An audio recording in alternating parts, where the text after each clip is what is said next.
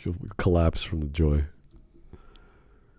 All right, here we go. Good afternoon, everyone. Welcome to Smudcast number 666, the mark of the Smudcast. The pursuit of realistic graphics is killing AAA games. This is extra punctuation, in case you don't know. All that means it's a Yahtzee video. And sadly, we've stopped appreciating Yahtzee in the past, I don't know, 8-9 years? Yeah, something like that. It's been a while. I used to love watching him. He was really great when he started. He was the reason why you go to The Escapist. And now he's the only reason you go to The Escapist, and usually not for fun. So, is there anything else? Has there ever been anything else on The Escapist? There was these two comedic guys I really liked that did... they had these like ongoing jokes with video games. And they would review video games, and they would like make fun of like every video game has like the moon, has a crow, has like all these patterns. They were always making fun of that. They did a few comics. Did they have names? Because that doesn't narrow it down. I don't remember. It's been like that's like 12 years. That's a really long time ago. Okay, so there's been Yahtzee. There's Yahtzee. The guys Smud mentioned. There's Movie Bob. But you don't go there to that site because of Movie Bob. They are employing the most funniest guy from Red Letter Media, the bald guy. Oh, you're right. Oh, that guy, the guy who gave up on that show with the that guy with the glasses. Yeah, the Matt Lees of Red Letter Media. Yeah, he's a bit of a hit and miss kind of. He has 3D guys. Yeah, did he ever hit anything? Yes, he is. Yeah. He is the special effects guy behind Space Cop. Yeah. So, The Escapist is a weird publication, but they're doing okay. They're still alive, which is amazing. So good for them. Anyway, let's just check the stats on this video. It came out 8 days ago. Wow. Oh, wow. That's pretty recent. It's not even rotten yet. Yeah, so it's been 222,000 views. It's got 14,000 upvotes, 194 downvotes. And this is a topic that I think I could agree with when I was like studying video games like 20 years ago. I'd be like, yeah, you know what? I don't need super amazing graphics. I was happy with the face polygons of Metal Gear Solid 1 before we had eyes, and Metal Gear Solid 2, and faces that were talking and lip synced. So I didn't really need that. I was happy. So I like stylized graphics. I like cutscenes, but I didn't need them. And I was happy with voiceovers over like a codec or whatever. I didn't need it that much. Now that we're a bit spoiled, we have all these polygons, we have all this ROM to store data on and have real-time cutscenes like in the BioWare games and other games of the sort. It's like, you can see the pores of the pimples of the characters now. Yeah, and you get like the Frostbite engine. Gameplay when we can see artificial virtual pores filled with gunk. Yeah, and I remember comparing that like KOTOR, and KOTOR didn't have lip sync, KOTOR didn't have very good camera angles, but I didn't care because the stories and characters were so fun that I could make believe in my mind it was all just streamlined and seamless and everything looked good. But now nothing will ever come close to the head bobbing of the LucasArts pixel people. Oh, there's a whole bunch of sprite animations that always make me laugh in the 16-bit era. It's just like, that's talking, that's idle animation. Holy jeez, and Mega Man, what do you do? We need to make janky movements so that it looks like the pixel, the pile of pixels is alive, looks alive like a Muppet. That was like the uncanny valley of those talking heads from Fallout. Oh yeah. Well, that was a whole, like, the idle animation is a whole discipline in CGI or doing 3D modeling. So you really like, and we're talking back in the day when we didn't have we maybe had 16 frames to make a good idle animation. Now it's like you can do like 80 frames, and it's like, wow, you can get a lot of like breathing and people like picking things out of their hair and just all kinds of idle animations to make things look good. So it's like what's shocking me is that it's procedurally generated, so like you can combine like 8 different idle animations into one. Witcher 3 really spoiled us with all those.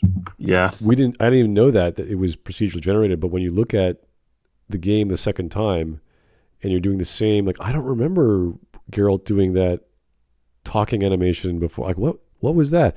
Like, there's this stuff you pick up on that you just took for granted because you had no idea. So, I don't know. I don't think the argument nowadays that better graphics is like worse gameplay. You can make the argument if you have time to make better graphics. That's great. And we are spoiled from games like Witcher 3 and Red Dead 2 and all these other great AAA titles. But that's because they're so well polished, the gameplay was already figured out to be good. So we didn't have to worry about the way it looks, because that was just like the 1 year of polish they took to make everything seamless, and there's no like UV unwraps that are like messed up, or there's no models that are sticking out of the terrain or anything like that. So we are spoiled, but that's AAA dev. That's AAA gaming. That's what you pay for. So it also depends. You can spend a lot of money on those realistic looks and they still look absolutely... Well, yeah, 20 years ago, we were thinking everything should be stylized because you can never achieve... Oh, no. 20 years ago, and that's what I wrote in the chat when I saw the title, similar to what you said, that I saw the title, Realistic Graphics is Killing AAA Games, and I wrote, that argument is 20 years too late. That's not the era we are in anymore. Oh, I see what you mean. That was because the very late 90s and the 2000s mainly, that was the time when graphics were improving monthly. Every game, and it was a time when you could even justify having your NBA, NFL game every year, because every year it looked significantly better. And so developers were focusing a lot on improving graphics over anything else. Everything else, just gameplay often stayed very similar to previously. And it was just improving graphics. And back then you did notice the difference, and it looked amazing, breathtaking. And now you look back and think like, yeah, well, it was all crap. But it was improving crap. Yeah, and that's kind of the opposite of what Nintendo was doing. I remember when I was at school and Wind Waker came out, and everyone was like, why did they degrade, like why did they go down a step graphic-wise and do cell shading and a bunch of other techniques to make it look weird? So a lot of people visually were like, oh, that doesn't look what I wanted, but it doesn't matter because the game was innovative and fun. The critique mainly came because the next Zelda game was advertised the way the Twilight Princess came out. Right. Like realistic, darker and everything. And then what they actually released was Wind Waker. And that's a lot of, what's the word? Whiplash? What expectations? If they hadn't teased the project of more realistic and even darker Zelda game than Ocarina of Time, then you wouldn't have had the whiplash, and there would have been less critique about Wind Waker. Yeah, and in some cases it does work. It does work with like the Minish Cap and the Thousand Year Door and all these other stylized mobile 16-bit era games or stylized 16-bit games for mobile. And it's like, oh, it works in that format. But when you have like a next gen system, you want to get the best you can get. And Nintendo was like, well, we want to get the most fun you can get, not the best looking thing you can get. Yeah, I think the adage of gameplay is everything aims you right for game development. And you could always still do really good cutscenes like we talk about. Well, Final Fantasy VII was so popular, not because of the gameplay or the Final Fantasy formula or the lore, but because it had amazing pre-rendered cutscenes that no one saw before outside of maybe Resident Evil had some cutscenes that looked good or something like that from a Capcom game. So yeah, it attracts different people for different reasons. And the hardcore guys are like, well, it's still a Zelda game. It's still a Metroid game. It's still a fun game to play regardless of what it looks like. And nowadays, I would still play the was it AA or indie type? I don't know what you call that grading of. I think there's only AAA and indie. Yeah, I don't know what else there is. And I'd rather the Hitman games are AA apparently. Oh yeah, okay, that's cool. It's kind of like when I looked at the new the release, or not the release, but the trailer of the Assassin's Creed game. I'm like, that's just Assassin's Creed. Like, there's nothing new. It looks like a game from 10 years ago, Assassin's Creed, and I'm fine with that. But there's nothing like there's literally no evolution. There's no change. You're in some not medieval. You're in some Middle Eastern environment. Some could be Istanbul. Isn't that like the first game's like environment? Yeah. I don't know. I thought they were doing Japanese. I thought they were doing Chinese. I thought they were doing Egyptian or something. Oh, that's the main line. But yeah. Yeah, like go to another era that in a different light and do something weird, like not the stupid hook blade or whatever. Like just do something different. But no, it's just another Aramaic guy from Istanbul, I guess. And it's like I've seen this before. Jesus. I don't know what to say about it. It looks fine, but this is the problem with those kinds of games. Every year you just get the same thing that looks good and plays pretty much the same. So anyway, I've seen don't remember from where article that complained because they need to tear down Zelda now somehow because it's so successful and it doesn't have any of the horrible propaganda in it, so it's bad and must be torn down. And there were articles with headlines like,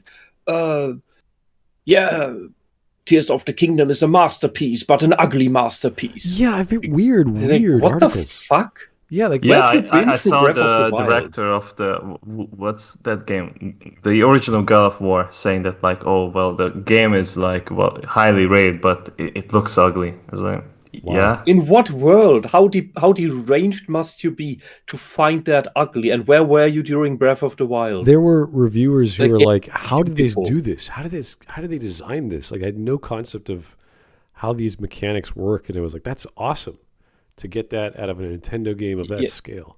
Yeah, you do that by focusing on gameplay and trying to make your game realistic, not in the sense of realism, but in the sense of make things that make sense.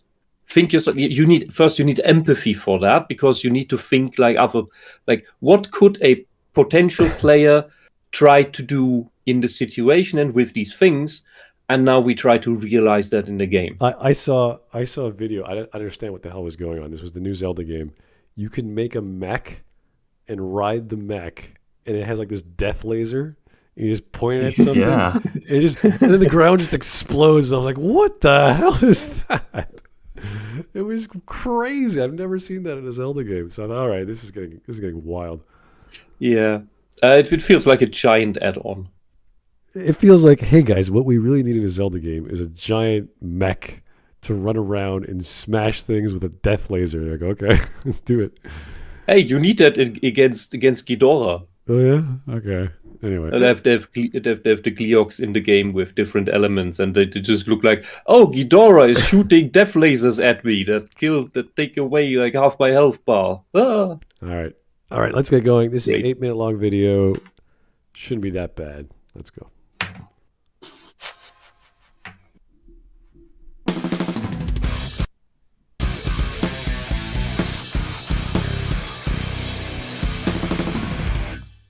As rendering technology continues to advance, graphics in video games can be more realistic than ever. We have lighting systems that can in real time create perfect reproductions of any physical environment at any time of day. A CG sequence of a celebrity performance can, to the casual glance, be indistinguishable from one being filmed in real life, although it might give you the creeps. AAA video games are displaying unprecedented levels of visual fidelity, and it is fucking killing them. Because it's not just possible for AAA video games to have ultra-realistic graphics, it's expected. Reviewers and players alike balk at any AAA release that looks even slightly outdated because it's what decades of marketing and flashy trailers has trained them to expect. And realism is inextricably linked to the advanced... Is that really so? I don't know. It's not that big a deal if you buy a PS5 or a PS6 or whatever. You expect a high level of frame rate, of lighting and texturing and shading, and obviously control. Like, you want the full package. So I have nothing against designers who want to do and push the envelope and use the hardware for what it's worth. I rather want the game to be in out of one cast I don't know what the English expression for that is. Like that it graphically all fits together. It doesn't need to be we can see the sweat coming out of each pore individually stuff. As long as does the gameplay work? Is the gameplay interesting? I remember everything at the visuals. That's the bonus. That's your stage work. Like some games, like simulations, you want the high level quality. Like I recall when the Xbox came out. Yeah, of course. And Project Gotham came out. And you're like, wow, that looks slick. And this was the base. You get a Porsche, I think the first one, or you get a Lamborghini, the first car you get. It's like, wow, this looks really. And it slams into the wall, and all the deterioration on the paint job and the bodywork is all messed up. It's like, wow, that's really cool. Like it looks believable, and everything was all like the lighting just hit all those cracks, and I thought that was a really cool. Was it a launch title? It came out probably really soon after the Xbox was launched. So that's the kind of stuff I expect. I expect simulations. I expect realistic looking things to push the envelope. That's why we have ray tracing now. We've got all this money being pumped into NVIDIA and other chip companies really doing what they're supposed to do. So I expect to see AI controlled rendering. I expect to see AI controlled dynamically generated anything. Like I expect that in the next few years, because why wouldn't you use it? So well, it should be like innovation above all else. Right. All these companies should be striving for that. Yeah, it doesn't matter if it has to be super realistic or they want to get 100,000 polys on screen in real time. Like I don't care what the benchmark is. They should be the pushing graphics. Yeah, the graphics isn't what's going to make your game timeless. No. Look at Deus Ex, the first Deus Ex game. That is timeless. The other ones aren't.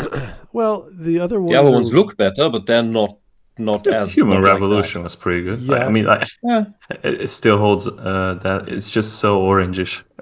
Orange and black. That's what you remember it for. Orange Color and black. scheme, yeah. Was it Black and Gold was the song they started making a joke with? Yeah. Yes. Yeah, all right. But like, I really want to know like where Yahtzee is trying to go with this, because I believe that Red Dead 2 was heavily pushing the graphical and like the realism. Yeah, I remember. But like, it gave them a bunch of money. Like it was good investment for them. Oh, for them, yeah. Pursue that. Yeah, I remember games that never saw the light of day, like the World of Darkness MMO. They showcased the hair. They showcased the drapery of a woman's dress, and she was walking up an incline and then down an incline. And you say, oh, that's really the collision detection. Wow, look at the dress. And you're like, that's cool. And the game never came out. So yeah, but like the findings that they have done for those games, I'm sure that they carried over to some other titles at least, because like that's how it works. So it doesn't get like all scrapped away. Yeah, it becomes like a plugin for Softimage or something, or yeah. So something like that. Demonstrate new graphics card is a tech demo showing all the new realistic facial expressions characters can make, which is all very well for high-level visual design specialists and those horrible fucking ghouls at Lucasfilm when they want to cast another dead actor in Star Wars, but the continuing obligation that mainstream video games employ the most powerful rendering tech currently commercially available is something that desperately needs reassessment. Do super high-fidelity graphics make video games better? Fuck no! Whatever is gained from improving immersion and spectacle surely has to be offset by the astronomic expense it adds to a game's production, to say nothing of the additional man-hours of labour required for Ultra HD texturing, face and body capture animation, and modelling every last detail in every medicine cabinet, right down to the ridges on the side of the knife. That's normal. I mean, when I was doing stuff for our demos at school, the problem is not that you have a high res or a super high res or a 4K.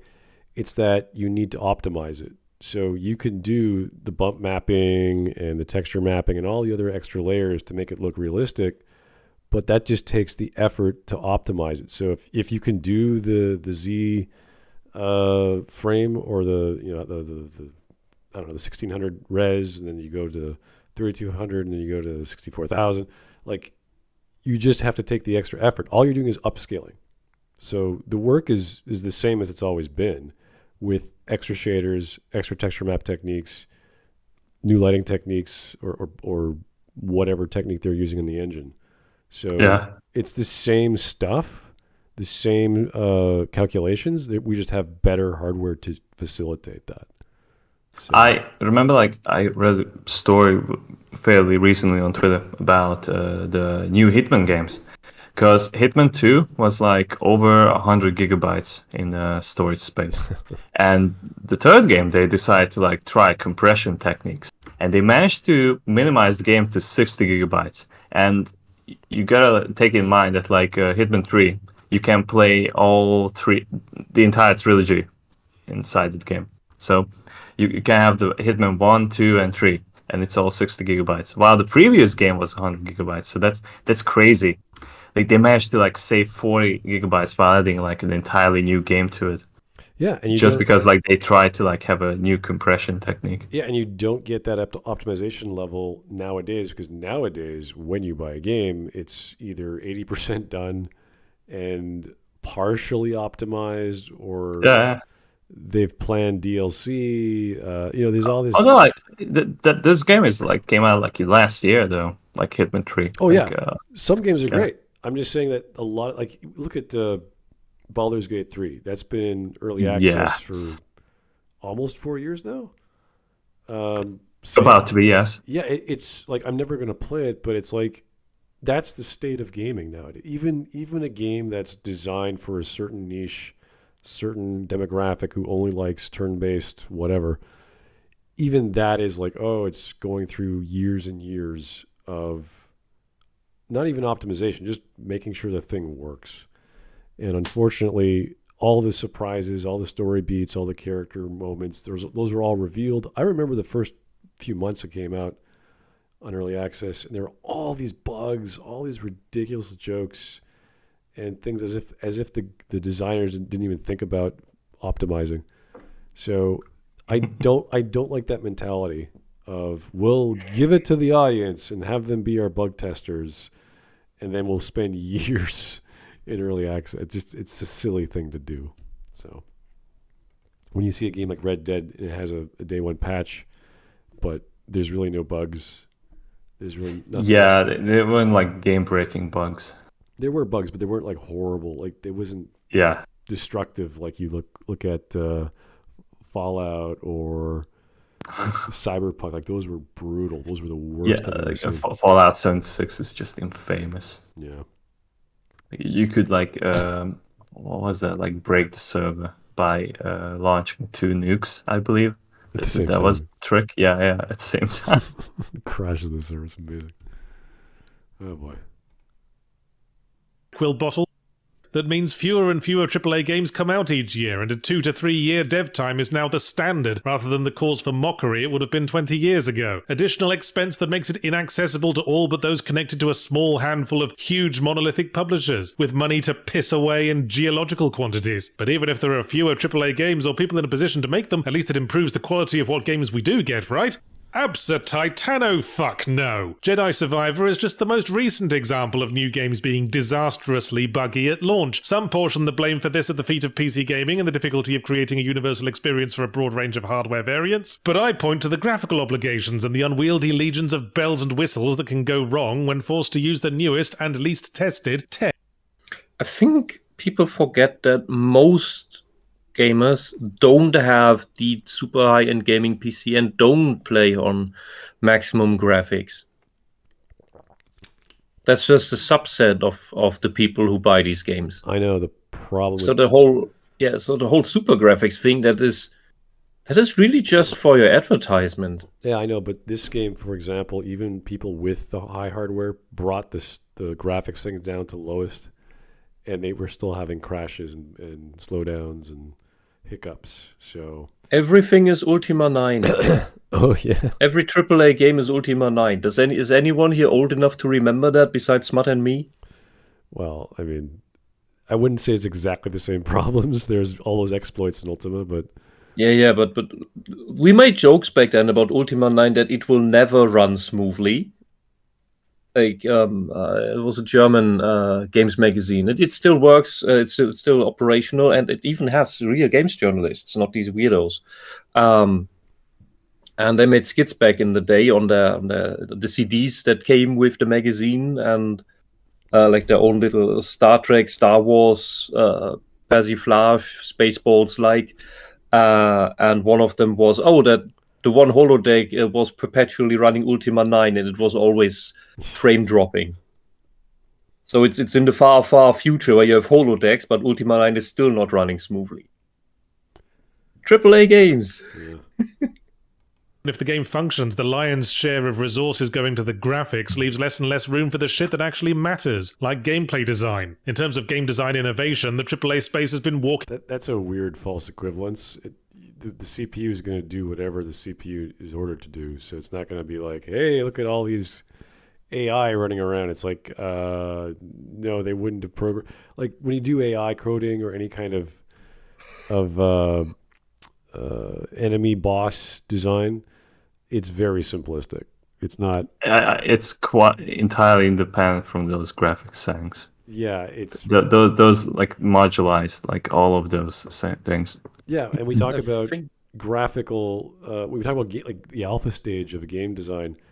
The game is not even looks like a game. It looks like a bunch of meshes with. Yeah, it's full of depth textures as well. Yeah, there's basic rendering, so you know what. So this is like the foreground, and this is the background, and it just runs. Like we talk about alpha complete with, I think Dragon Age was alpha complete a few months back, meaning you could play the game from beginning to end, and all the features are there and all the functionality is there. And then the beta is, okay, let's put stuff in it that makes it look good, and the particle effects and the lighting and the texture maps and all that stuff. And then they go into the optimization phase.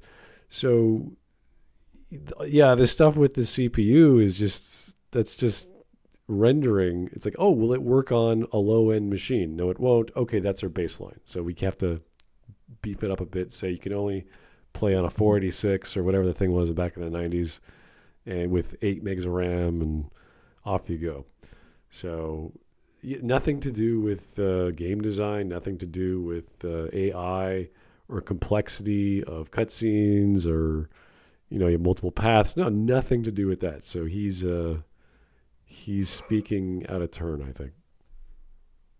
In circles for decades. When it's not railroading us through ghost train ride glorified movies, then it's lazy Skinner box mechanics, proven to hypnotize players into endless grind loops because it's the only way to recoup the ballooning cost of staying on the cutting edge of graphics. That aside, the obligation that every AAA game must look ultra-realistic fundamentally restricts the kinds of experiences that can be made. There are certain emotional tones a creator might want to evoke that don't work with realism. Imagine if Pizza Tower had ultra-realistic graphics. But that's just genre. That is what isn't. I don't care. You're arguing like this. Say this was 2.5D. Castlevania did that a few times. It's like, okay, it looks good, but it's still Castlevania. It's not changing anything. The only difference would be some people prefer the 16-bit side-scrolling to like 2D effect. Like, oh, if I step this far from the platform, then I'll fall. So you want to get the longest jump possible and all that jazz when you talk about side-scroller games. But that is very niche and obscure because not everyone likes 2.5D, and it hasn't been done too much. So it confused the hell out of me in Yoshi's Story. Oh, Yoshi's Story. That's not for everyone, for sure. Wow. That game was a trip. They all are, yeah. Ooh. The music alone is like driving you crazy. There are some okay titles, but the music in the sewer made me physically sick. I think that was that Baby Mario? Based. No. Baby Mario is Yoshi's Island. Oh, sorry, right. Yoshi's Story is Yoshi's Island 2. There you go. That's the story that's in a big pop-up book. Oh, yeah, I remember that one. Okay. Frighten the children, but I'm not making any startling revelations here. Raise these points in company and you'll see nothing but nodding heads. Go ahead and cite the patently obvious fact that ultra-realism costs too much and doesn't make a game fun. Gesture towards the legions of indie games that have retro-styled graphics and do perfectly well out of it without costing the gross domestic product of a medium-sized island. Yeah, but these are completely different productions. It's not AAA. you're comparing apples and oranges. It's like, well, these games are fun. It's like, yeah, but they're not supposed to be. All of those games are indie, yeah. Like, okay, like the Bloodstained Curse of the Moon is an ex-Konami employee, isn't it? Yeah, it's Koji Igarashi, yeah. Yeah. That's the guy. But like, it's basically an indie game, isn't it? Yeah, but can you imagine games like from Spider that do? I wouldn't call them AAA, but they're like the next rung down, and they do big, expansive, open world games. So, they try to make things look good. They do high fidelity and high quality. So, I mean, people like those. Yeah, but like, because when I think about a AAA game, like I'm expecting at least like 100 hours of playtime. You're not gonna get that from Undertale. Like maybe at max, like you're gonna play it like 5 hours and you're done with the story entirely. Yeah. Like that's like 2 runs, because like you have to run for like the normal one, and then you have to do this faggot ass run where you have to be a pacifist and not hurt anyone. It's like it's basically the same game except for the final boss. It's like, oh cool. So my $10 was well spent. I think that was the original price for that game. Right. Stardew Valley and Shovel Knight goes for the same, yeah. Yeah, and I could think of other games which are AAA that only last 10 to 20 hours that were designed to be this intense, dramatic, high-quality cinematic experience. So yeah, that's fine. There's nothing wrong with that genre and that style either. So the problem is that when designers make those games like The Last of Us 1 and 2 or even Chrono Trigger is amazing, but it's like a 10, 12-hour experience. Oh, yeah. So it's very like intense, and I love it. The same with Undertale is like, okay, you're going to get this very intense experience, and then it's done. You could play it in an afternoon. So yeah. That's fine. That's the genre, that's the style. I don't expect... Can you imagine Undertale being like an Alan Wake sort of trippy... realistic drama, and your friend Alan, dies. you can't flash the shadows. You'll kill them, Alan. Yeah, it's gonna be this whole inside joke with him believing he's not seeing his wife, and it ends up being what's his face, the skull friend. It's there's all this stuff that you can easily turn these games into realistic looking AAA productions, but would people buy it? I remember the Chrono Resurrection, that fan made thing. That was full 3D. Yeah, it was like pretty good graphics for the time as well. Yeah, they just took the 2D sprites and put 3D on top, and it made everything look the same. And that was impressive. And would people buy it? Sure, they would. But that's because it's a fan project. People love the original, will buy or download the fan made project. So it's a niche, and I guess it makes sense to cancel that from Squaresoft's perspective because they want to control their IP. But they could have easily bought them out for $0 and sold that.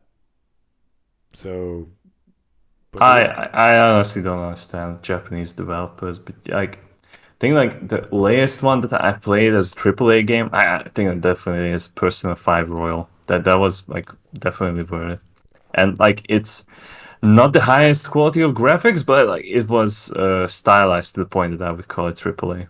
Yeah, I'd say so. Yeah. So does Yahtzee being an idiot with this video? Yes. Kind of. I know what he's saying, but he's missing. Like he's comparing. Like, this happens all the time. Comparing apples and oranges and going, look at these games. They're apples. Why aren't the oranges like apples? It's like, dude, they're not supposed to be. hey, look at these $10 indie games. Like, why aren't they like have realistic graphics? Look, they can do well. Yeah, the thing is, obviously, the question is, yeah, Hawk. Sorry, it's the pursuit of realistic graphics was it destroying AAA gaming? Mm-hmm. When it's clearly nothing to do with graphics as to why AAA games aren't as good as they used to be. Like, there's a massive elephant in the room, and it's so Yahtzee of him to like completely miss the actual problem and create a problem, make up his own problem. It's so obvious what the issue is with a lot of AAA games. He just doesn't want to do it, so he's just made up this. Oh well, it's because these games don't run really well on PC. It's like, okay, loads of things don't run well. It's a typical thinking of someone brainwashed, indoctrinated, fanatical, because the very thing that is the elephant in the room is the thing that he likes, the thing that he wants to push, the thing that the he wants Republican to be there. part, the elephant in the room. So it can't be the fault of things, so it must be anything else. And anyone else. It can't be the thing. It's like, so we get all these indie games, it's like, oh look, they've got crap graphics and they're really good. It's like, no, there's other things in these games which make them really good. You know, story, gameplay, characters, you know, these sort of things. What do these AAA games not have? Oh, good stories, characters, gameplay. It's like, yeah, but graphics. It's like, no, Yahtzee. It's just no. Yeah, it's especially great when the graphics look realistic but also horrible. Yeah, it's like saying, well, why can't everyone be like Rockstar or Blizzard or whatever? It's like, well, those companies spend years and years just on polish and QA to release a good well, at least Blizzard used to be. So, that's also about 20 years ago. Yeah, I know, but it's like not everyone can be Rockstar, right? It took Rockstar 8 years to do Red Dead 2. Yeah. Right. That's crazy. I mean, that shows a level of, you know, care and detail, and they had really good graphics. Why isn't that a terrible game? Yeah. Why isn't that ruined? Compared to because you can't like go for side quests while you're on a mission. You know, like in the video that Yahtzee was covering. Oh yeah, that one. Oh my god. I can't do absolutely everything while I'm on a main story mission. Yeah, that's what usually I have to go on a path while I'm on a story mission. You should focus on your story mission if you're on it. That's the point you go on it. And it makes more sense for Red Dead to do that because it's way more narratively driven. While Breath of the Wild, for example, or the Tears of the Kingdom, is designed in a way that, you set yourself this one goal to go to that one place and on the map, and there's 127 things on the way that distract you, and you end up on the other side of the map as you were doing them. Complete difference. Here is complete different approach. Here is God004. Thank you, sir. Is Yahtzee saying they are being killed in quality or killed in tech problems? Yeah, because the thing is, like, tech problems are different to quality problems. As in, like, there's numerous reasons why a PC port doesn't work, and it's not there's tons of graphics. There's things behind that, like code, wrong, code. Yes, I'm not amazing with this sort of stuff. I'm quite a normie, but I wouldn't go, it's the graphics. It's like, no, there's obviously something else. Yeah, there's glitches and everything. Compare the 8 years of a Rockstar game dev to 8 years of a BioWare game dev. Like, there's a huge difference of. We mean 8 years. It's going to be 10 years next year. Oh, for Dragon Age, the next one. Yeah. 10 years, and it's all we've got is concept art. Big difference. So that's not flexing. Yeah, that's not going to be. Always think of Duke Nukem. Yeah. But at least like Duke Nukem Forever was leaked to its full extent, like the real one from 2001. So you can play it now. Yeah. Awesome. Yeah, but the thing is that didn't really have amazing graphics. So what was the issue?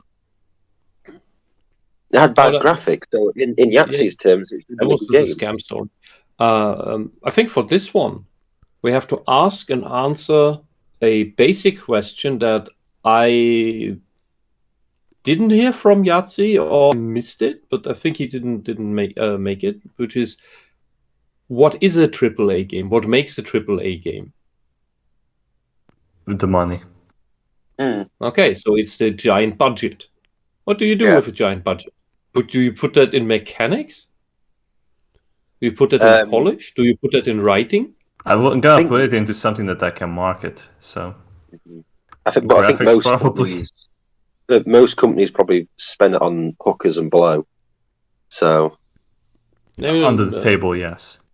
I mean, look at what Nintendo did with Tears of the Kingdom. They could have released that a year ago, but they decided, nah, we'll keep it in the oven for another year and polish it some more.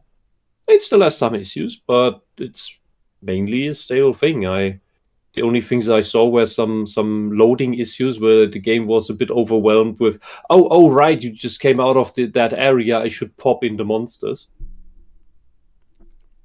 Mainly the only thing I've had with it, or a cloud popping up right in front of me that shouldn't have been. Right. All right, let's keep going. Emphasis when Minecraft hoves, giving a character who spends 99% of the time with their arse to the camera the ability to realistically fucking smile. While you're at it, make the other compelling point that nothing ages faster than realistic graphics. Doesn't take more than a few years for it to descend the slopes of the uncanny valley. Go look at footage of the Elder Scrolls Oblivion. That blew everyone's fucking minds when it came out. Now all the characters look like fluorescent tube lights wrapped in prosciutto ham. Meanwhile, yeah, that's called technology marches on. Yeah. As I say, play Ultima 9.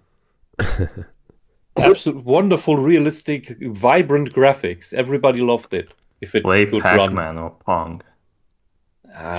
Don't need to go that far back. But really weird. This is like saying, "Wow, Jurassic Park's a shit game. It was a shit movie," because like, oh look, the graphics aren't, the CGI isn't as great as it is now. It's like, right? Yeah, That's not how that works. This also reminds me of. Yeah, go ahead. No, go ahead, Mark. No, it kind of reminds me of the people who complain that, like, oh well, I don't want to go with a healthy lifestyle. I want to go to the gym. Look at me now. I'm old now. It's like it wasn't worth it anyway. It's like I'm just not understanding this argument now. Like he's going like, well, this game from the early 2000s, it doesn't look good now. But it did look good back then. It's like, yeah, because like if you never make those breakthroughs, like you never like have like a top like selling graphics at the time, that it's never gonna get good. It gradually comes to this stage that we're at now. Like we have to make those breakthroughs. So his argument is why bother trying to make realistic graphics if they look shit a year later anyway? Well, even with gameplay, I remember Oblivion was selling itself on the AI, the same with the first Last of Us game, and they couldn't pull it off. We got some kind of AI, but it was almost laughable compared to what they were selling.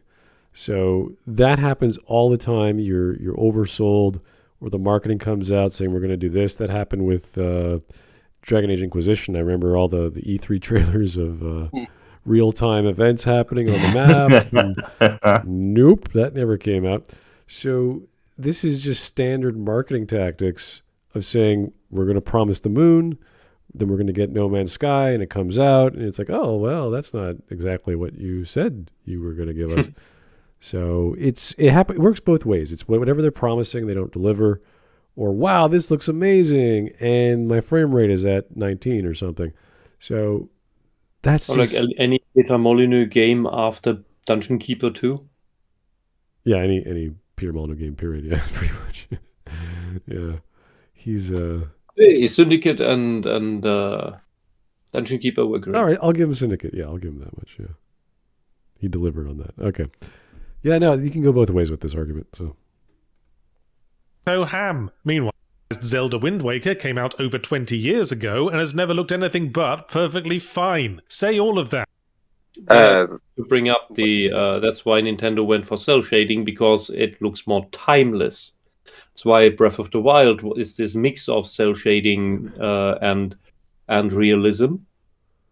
And apparently some modders figured out a way to turn off the cell shading, and the game looks way more realistic all of a sudden, and the monsters more creepy, which I find very interesting. And I would like that as a standard option for graphics in Breath of the Wild and Tears of the Kingdom, to turn that off just for the visual difference.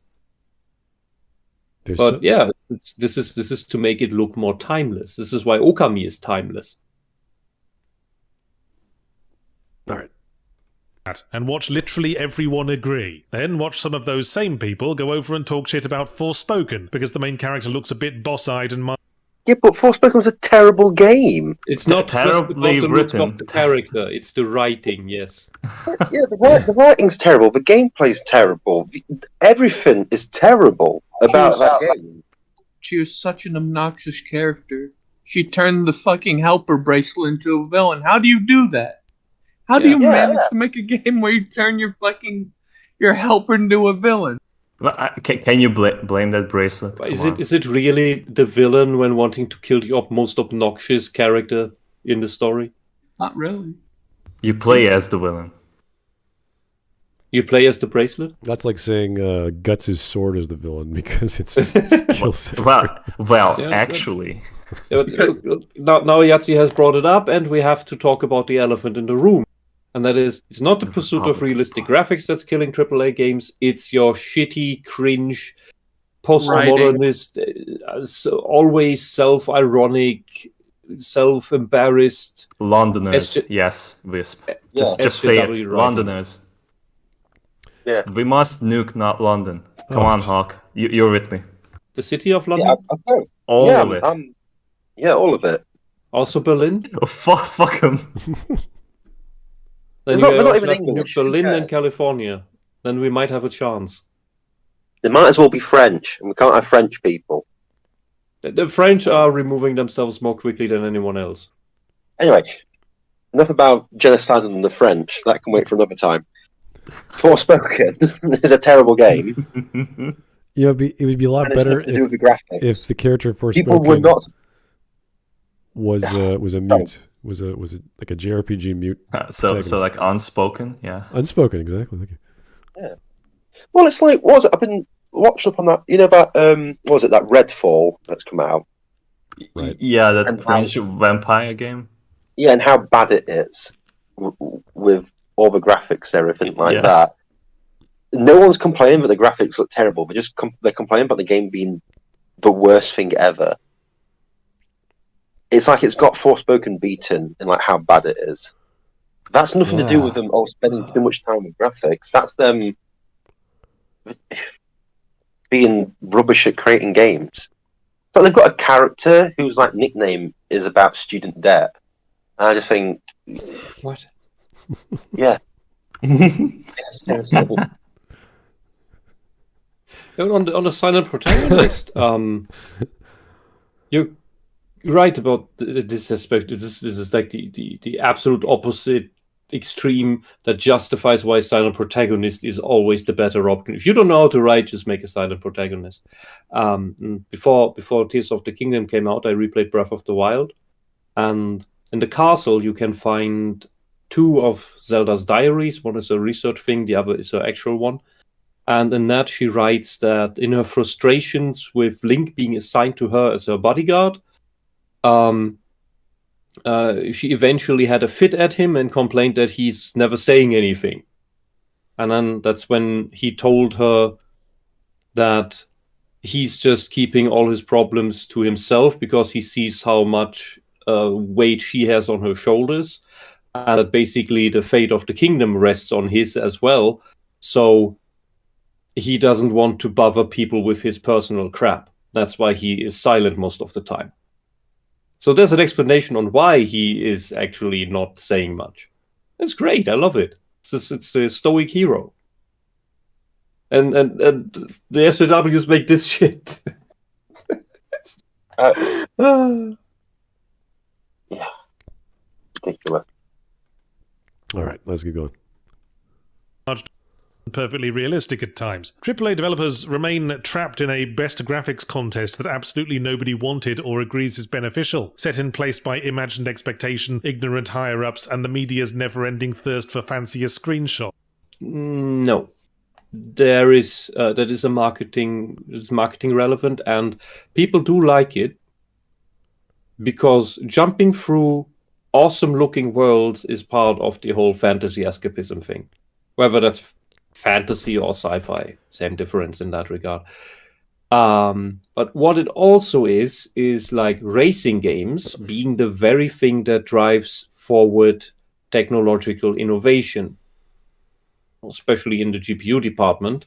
But generally, that is what has been driving computer development. Yeah, I'd say That's so. what's been financing it. Nothing else had. It was the entertainment part of the computer industry. Yeah, it's how much RAM can you house into the Z buffer so that you can get these, like, look at the faraway vista of those mountains. That's a lot of detail. That's a lot of RAM. So if that's all you've got, that's just like you're thinking of like icing on a cake. Like, there is no cake. It's just all icing. Like, this game is that bad. So we look at games that were in development that should be canceled, like Anthem. It's like, what is that game? It's a looter shooter that sucks. There's unbalanced methods because they didn't have time to figure out the class system. And the only thing there that was working, that was fun, was, hey, look, we could fly. And here's this big environment you could fly in, which is bare bones, which is like, oh, there's nothing else. That you're just traveling through the world like you're doing in this screenshot. So you need more than just a game that looks good when you travel through it, unfortunately. Yeah. And if this necessity for more hardware wouldn't have been there, we might still have 4 kilobyte RAM the size of a washing machine. Well, the GPUs would still be boosting up, and the math coprocessor would be integrated, and then they'll put that into the motherboard, and then you'll be buying one chip as opposed to an external GPU. But that's but why would that have developed so fast? There would not have been any demand for it. In the 80s and 90s, and thus no financing for it. It would have been the military, and then it would have passed over to gaming just because. Yeah, but I don't think it would have been that fast if it had only been the military driving that development. Okay, fair enough. Maybe I'd have to actually. Also because the military developing games. Also, they were doing the same stuff. Like we were concerned with visuals and gaming, of course, in the 80s and 90s. They were developing. Well, how do I know that's a missile? How do I know that's a certain shaped object? Because they just had basic objects on their LiDAR screens, so they needed higher res. They had to get faster cameras and better satellites, and that took processing power that the CPUs at the time didn't have. So they had to ask all these chip manufacturers from China to, like, hey, we need better math codes. So it's part and parcel. Like, we don't know the history of military tracking and imaging technology, but nowadays it's once you see it, you're like, holy shit, they are tracking your face from like 50 miles away up in orbit. You're like, oh my god. So the thing is, due to this development having happened in the private sector with competing companies, that development accelerated massively, not just for the specific problems that the military has, but a slew of everything to do with coding. I'd say prior to the 90s, yes. We're talking about trig and fast FFTs calculations, which we still use today. So we've had that since the 60s. We just didn't have an actual library like DirectX and OpenGL until 92, 93, and then we had DirectX 5, and then everything after DirectX 5 is just new shaders, new rendering engines. You might get some input drivers, but other than that, it's all the same. It hasn't really changed. Awesome Fox Guy asks a elephant in the room question. Why would you put all your focus in good-looking effects, but not do the same thing for story? Oh, that's easy. Story is the cheapest, or writing is the cheapest. So if you also you have to remember, they think their story's great. Oh, well, that's like part so of design. Think they've done it. Yeah, they think it's done. That's the thing. Like, oh, it's finished, it's amazing, it's perfect, and then we worry about everything else. Yeah. We can also ask this the exact same question of Hollywood, and I've been doing that. And well, the answer is no. The propaganda is more important. Yeah, it depends if there's an editor, because when you think of these guys making a game, it's like there's the one guy, he's doing the input device. One guy's doing the modeling, one guy's doing the animation. Like they have the departments, so they assume the guy doing the writing is the best. So and he's planned it out. He's doing the game design doc, and he's writing with the producer and all that jazz. They think they're gods, and then the cutscene editor has to put this all together, and he's like, "What? This is a B movie shit. This is garbage. Why am I doing this?" So it happens a lot. I want Al Bundy's job instead. It's less soul crushing. Oh God. Another thing, Doug Keller asked a question. I think that's something that everybody could give his take on. What do you think is ruining AAA games? Ruining AAA games is bad business decisions and an insistence on woke ideology, and that's it. That's literally the reasons why. My sentiment exactly. Mike? It's like they know that no one likes games we've got to like pay to win. So what we do is the ad stuff we have to literally pay money. Like, right, so no one likes that. No one enjoys shitty multiplayer games that are just literally the only thing you're enjoying is the looting stuff. As in, there's nothing else there. So they add that in. And they make games shorter because they can't be arsed because they just want multiplayer. And then they remove features that people enjoyed just to bring them back in again because people complained about it. A la Mass Effect removing the Mako and then bringing it back again. But so it's just bad business practices all over. And then they've got to get their ESG scores up. Oh, geez. So they just add unlikable characters who are so just teenagers from California that 99% of the population hate. Yeah, well, the ESG is financing the ideology. Yeah. So anyway, everyone else can have their say. That's mine, but that's what I believe in. It's just those two things, and graphics have nothing to do with it. Mike? You know, a bit of what Hawk said there. Bad business decision. I would add to that, and that falls under bad business decisions, but I would add to the ideology problem, specifically the designing the gameplay difficulty and ham-fistedness to pandering to the pseudo games journalists. Oh, pandering to people like Yahtzee. Well, I think he's at least capable of playing a game and finishing a tutorial. But being a pseudo games journalist, that's what he is. He's just... Yeah, but I'm specifically referring to the people who are not even interested in the genre and only want to hold it to the ideology and are too stupid to even finish the tutorial that a 5-year-old can. Mm-hmm. That's if you try to make your game work towards that those people can beat it, or that people like Darkside Phil are not confused by the game, then you fail at game design immediately.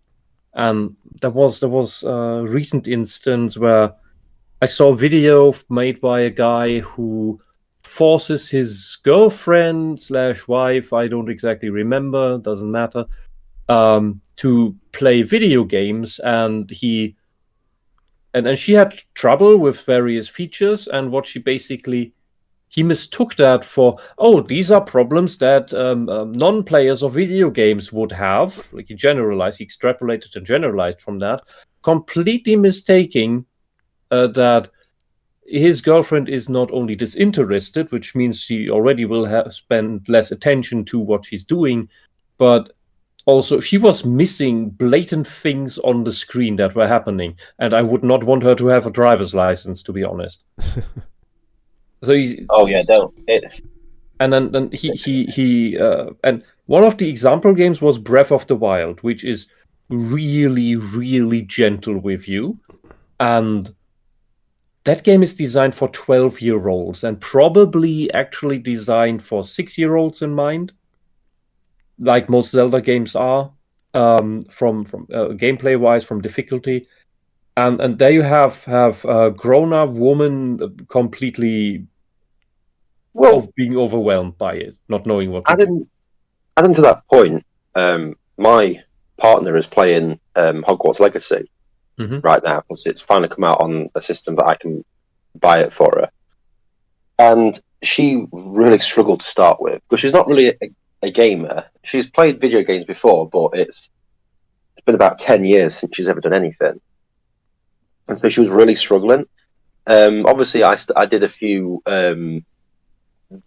like quests and bits for her until she gets the hang of it. But now she'll just go on it on her own, and she's learned all the controls.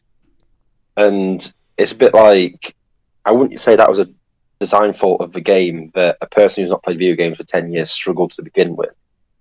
Because there's meant to be a struggle to start with. You're meant to get better at the game. You shouldn't be amazing at it the very first second you do something. Because that can make a really boring game if you're amazing at it. But to say that a woman who's never played video games, doesn't enjoy video games, struggling at it, so that's a problem with the game. That's just that's ridiculous.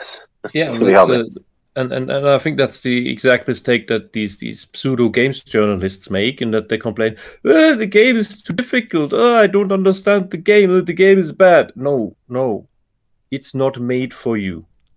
It's made for children who actually pay attention and are interested in it. If you're not interested in the thing, you won't enjoy it, and you won't pay attention to what's relevant. Well, it's like at the start of Hogwarts Legacy, my partner was not paying attention to the tutorials. So it was a bit like, it got a bit annoying because she was like, oh, how do I do this? How do I do that? I'm like, well, it's literally still on the screen telling you how to do stuff. Pay attention. And it took me saying, pay attention.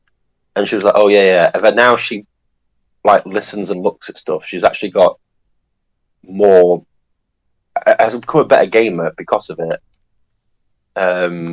No, it's just reading the actual hints that the game is giving you. And this is another thing that I actually had to stop and laugh. Because the example girlfriend there in that video was not talking to the tutorial NPC for help, because she thought that when popping up in a different location, doing something specific, she thought like, she already talked to him elsewhere, so he won't have anything new to say, which is not just gameplay nonsense, it's also unintuitive. It's presumptuous, and why I found that so funny is that the old adage is that women accuse men of never asking for directions. But there you have the woman not asking the NPC for directions while she was lost. And in the past 2 years, I think I've been asked 5 times for directions in this town, and it was always men. So it sounds like I have a feeling that this whole complaint about men never asking for directions is another projection. All right. Anyway. No, well, let's not get into women with. My wartime story is done. Let us continue with the video. It's like the fucking side wants global thermonuclear conflict but have to keep creeping towards it in case the other guy starts creeping marginally faster. As I say, realistic graphics are linked to the advancement of tech. Tech companies are heavily invested in making sure we always want the newest and most powerful processors, and so the games have to utilize that power, even if they don't strictly need it. Similar thing happened when CD-ROMs first became a thing in the 90s. You didn't need a 600 megabyte disk to release low-resolution 2D adventure games that ran to about 30 meg at the high end, so it suddenly became very important to fill out that space with pointlessly high-quality audio and FMV cutscenes. So these ultra-realistic AAA games... Pointlessly high-quality video and audio? Wow, the Yahtzee. I wonder what would have happened if we never decide to like go for the high-quality audio and video. Oh, this is really going to turn into capitalism bad, isn't it? Yeah, I did that. That is the other thing I was about to say. Also, that like the way he's like saying it, like, oh, technology companies are trying to like push for these other gaming companies to like push for the graphics because like then they're gonna benefit from that. It's all because of capitalism. It's, fuck this guy. There's also an irony here that the progressive is against progress because this is what the development process of things improving is like. He's complaining about it. He's complaining about things changing, and if we would listen to him, we would still sit in a cave. Well, the only thing that is changing about Yahtzee is his hairline, but those young people and their fire. Who needs that? I and my grandpa, we lived without fire. We didn't need that. I'm gonna wear my fedora again. Yeah, I think we've all benefited from dynamic Red Book audio in the 90s and Dolby surround sound like 4.1. And it hasn't changed much, the tech for sound, but the sound has been the most, like music is the most competitive job in, I would say, probably video games as a whole. So if you ever start doing your own production and you look for a musician, you're going to pay them the least. So there's so many. There's just so many of these guys out there, and they're all amazing. So this comes back to my Jurassic Park argument, where it's a bit like he's the guy who's going, guys, CGI is just like capitalists trying to make us spend more money. Let's use stop motion. And you're like, right, okay, we're not doing that. I mean, let's put a man in a rubber suit. That'll do. I was gonna say stop motion's great and all, but I think that's a lot more expensive than CG.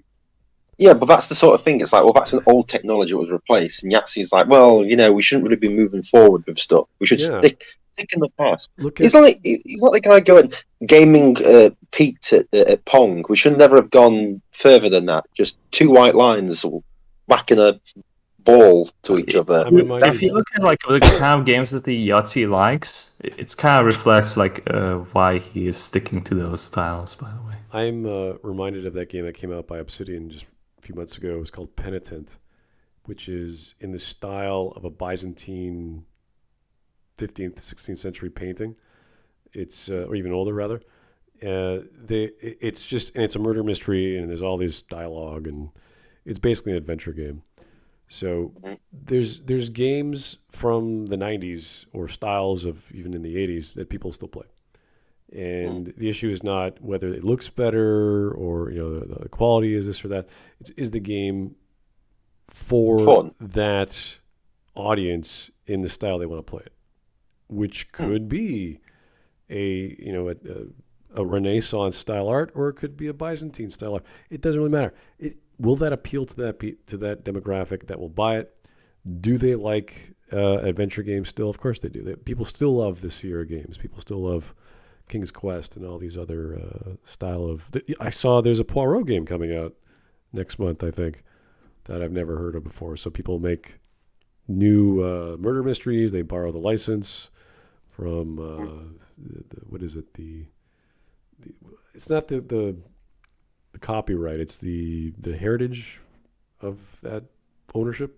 Oh, it's the estate. The estate. Thank you very much. Yeah, that's what I was looking for. So they ask the estate, if we use this, they say yes. They have to approve it. So there's this whole lineage process. It's the Christie estate is right. Obviously it's Anglican. And they did that. They even did that with not the BBC, but they did that with. They took what's his name, the actor who played on the BBC for Poirot, to dinner, and say, listen. Oh, David Suchet. They say, listen, we want you to do this, this, and this. And if you don't, we're going to call it off. It's like, oh, okay. So this is the kind of quality control I'm expecting from like Mario or Zelda or whatever. If you give someone the license, I don't care what it looks like. I want to know that lineage and that pedigree from 30 years ago is going to come out. The same with everyone heard about the Konami remastering, I think, the Metal Gear Solid games, and they're just taking the old stuff. They're not redoing them. They're not like getting new lines of dialogue, and they're not rehiring all the voice actors. They're just getting the old assets. They're beefing them up. fixing the gameplay, cleaning it up, making it more modern, and obviously new rendering engine. And they're just re-releasing it, which is pretty much what a remaster is anyway. So people want it. It's great. There's nothing wrong with a remaster. There's some arguments why you shouldn't be doing that because it's the same thing, but people buy it, as we saw with BioWare and their crazy remaster of the entire Mass Effect trilogy. So what waste of money that was. Yeah, people will buy it. That's the thing. They will look at BioWare saying, "Hey, we like those things from 10 years ago. The recent crap is, well, we don't really want to talk about it, but we will rebuy what we fell in love with." So, and I'm sure if I don't even know if you ever need a remaster of the GTA games or Red Dead. No, they did it then. They did, yeah. I mean, they're already pretty high quality. I don't know what a remaster would look like, but pretty terrible actually. Oh yeah, okay. Anyway, games render every cocking speck of dust on every justify these new consoles and graphics cards somehow. But thinking about it, surely that's a failure of imagination. Let's think about what else you could do to make use of all that processing power that players... Oh, hold on. Enhanced graphics is a failure of imagination. Yeah. Why is this man all about? Yeah, those 3D designers are just boring. They have no imagination. We should execute all these 3D models. Man, you know when in like Red Dead 2 about the fact that sunlight reflects in Arthur's eyes, and like you can see small little things in the detail. Yeah, that's just because the animators had no imagination. The horse's balls shrink when it's cold. We just don't know what else to do, man. Yeah, it's just like, listen, we were bored, so we just thought we'd put all this amazing graphics in. I'm gonna tell you what to do about it. All right, here's the Dark Seraph. Thank you, sir. This is the guy who griped about being underleveled in Forbidden West after saying he didn't go do side quests in an open world RPG. Yeah. It's also the guy who thinks Japanese manga anime characters are white because they look white to him. Yeah, the person of 5 cast is white. Yeah. To make his racist... White-coded, that's amazing. Yeah, to make his racist statistics look more racist. It's great. Yeah, people play Bethesda games just to install them vanilla and then uninstall them. That's all they do. Anyway. Every weekend. Okay. I'm waiting for his arguments. Oh, these are them. These are what we're hearing right now. No, he's about to tell us like what the CPU powers can be used for instead. Yeah, right. Yeah. What it should be used for is a giant, massive communist flag. Sayonara. Sayonara. Yeah, we need better AI for our Galaga in 8-bit. That's what we got to do. Yeah. Would find impressive and wouldn't just be pointless on. Render absolute shitloads of enemies. There's a joke Doom mod called Nut. No! Why would you do this? There is a point in games that have shitloads of enemies where that would make sense. For example, the Warriors games, where you have shitloads of enemies and they do absolutely nothing. Oh, they're just standing around acting pretending as if this is so fucking retarded. So that's all. Every game should be Serious Sam, guys. Every game should have a swarm of enemies. Why? Because he listed like those 5 indie games, and like, can you imagine like Undertale like having a random encounter every 2 pixels that you move? Or like Stardew Valley. Stardew Valley. What kind of enemies do you have? The garden? No, but what I'm imagining is like, the enemies will like appear, like in Dragon Age 2, where they just drop down from the air. Did he just drop down on you? What he's also conflating here is these big action-oriented action RPG games or whatever they are with a first-person shooter. Yeah. Apples and oranges. Then you want to play a first-person shooter. They have shit tons of enemies. This is the everything should be Doom. This is usually the argument that some of my game journo teachers would explain, like, would this game be better if suddenly 20 ninjas fell out of the sky? And whenever you do that, you're like, okay, is it an arcade game? Is it an RPG game? Like, what is the kind of... Because you can't just say that and expect me to take you seriously. You have to be like, well, what do you... It's Senran Kagura. Yeah, if it's like Ninja Gaiden, it's like, all right, that's totally fair, right? You can do that.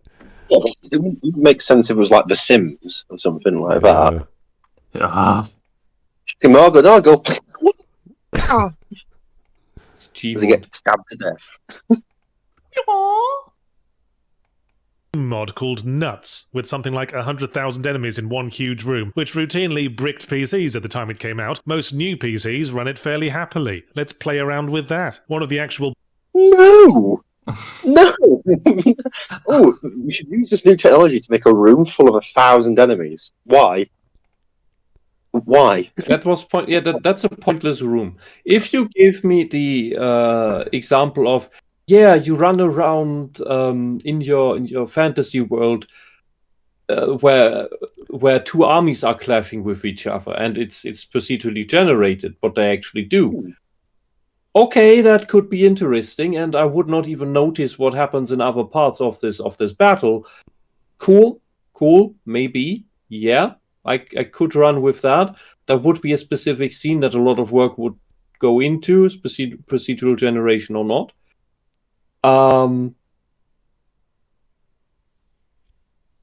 Tears of the Kingdom does that a little bit, where you have little pockets. It's not thousands, it's just like 2 dozens. Where you have a group of bokoblins and battle bots, and they have a barricade in between. When you destroy that, they see each other and start killing each other. It's great.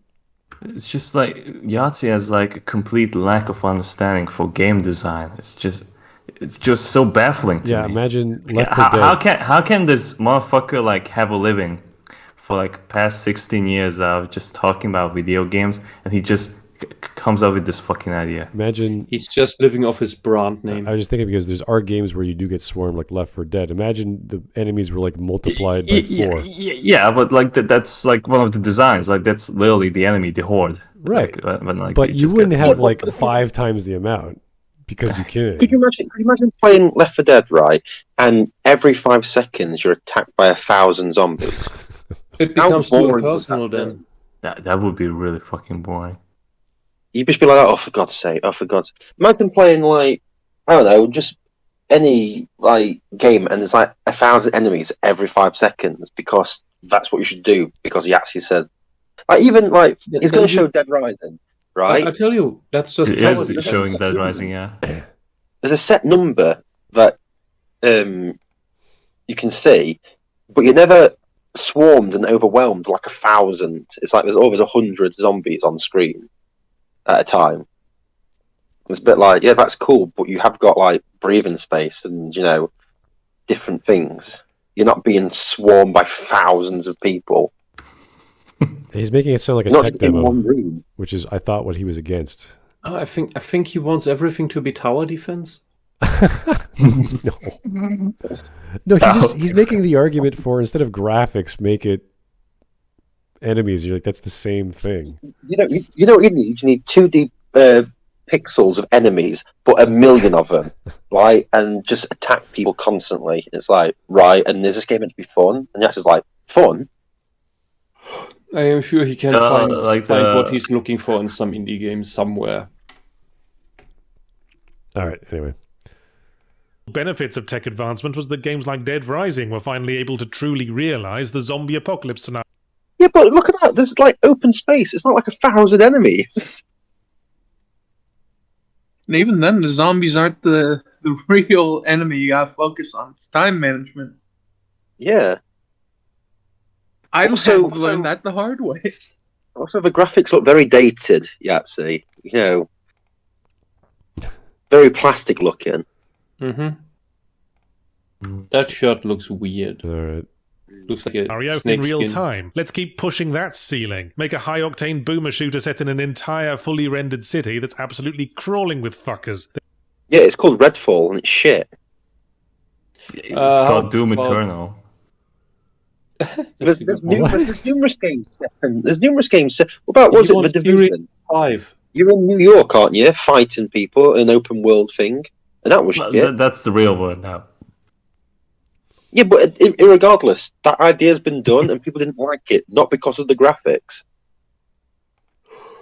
Also, Mo Annihilator sounds horrible. Yeah, you must rename that thing. If you get attacked by one enemy and lose, and now he's advocating for like 30 more, it's like that's not going to make me have a better time. I'm just going to lose 29 times over. You can see why Yahtzee's own video games were shit, and they were like. Did he make one? He made a video game. I think like he does make like indie games, but like I believe like he actually published one of them, and it's not that good. All right, we're at 5 minutes 42 seconds. 2 minutes left. Then get somewhere between a minigun and a lawnmower.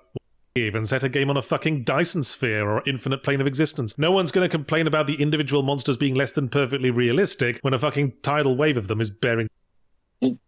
People could complain about that because you complain about stuff that pathetic. You've made a living talking about that. Oh, but like he's just joking right now. Like you shouldn't take him seriously. This is not like a serious point that he's making. This is not even a game design. He's just saying put a lot of enemies on the screen because your CPU can handle it. I was like, that's not really going to make... Because that would be cool. You know how dumb the AI would need to be for you to not die?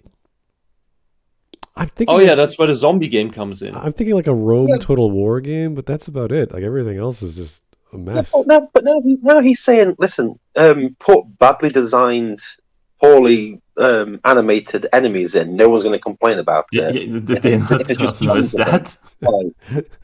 Forget quality. Just like, put lots of shit on the screen. Like, okay. It's like, God, you know something? He really has gone down the slippery slope of just being an absolute moron, hasn't he? Ever since he's moved special effects and explodey, sparkly fireworks going with that to be more dangling keys in front of your eyes. Like what kind of? It's not even like flashy dangling keys. He just put loads of shit on the screen. Yeah, that's his dangling keys. He wants the dangling keys.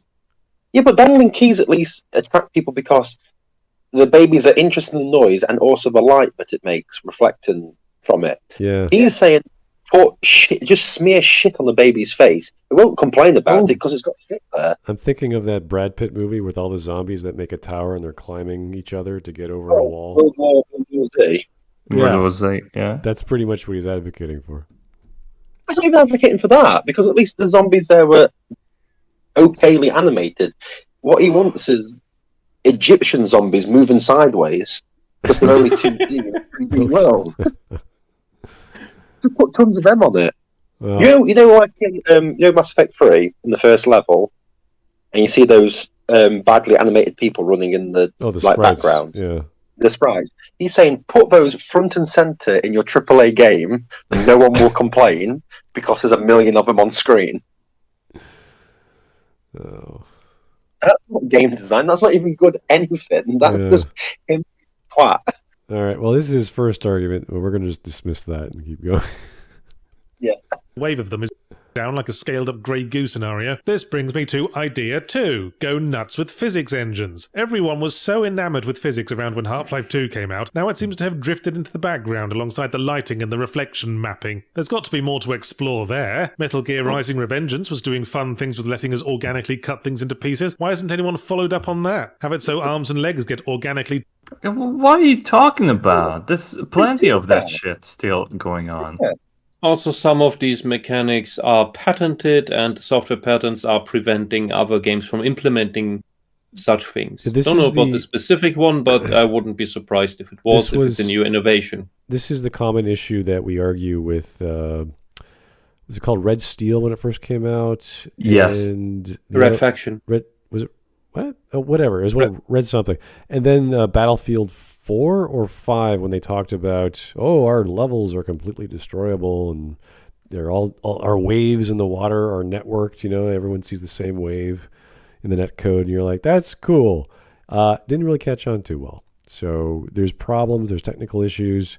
if you really want to have destroyable everything in your level design, good luck.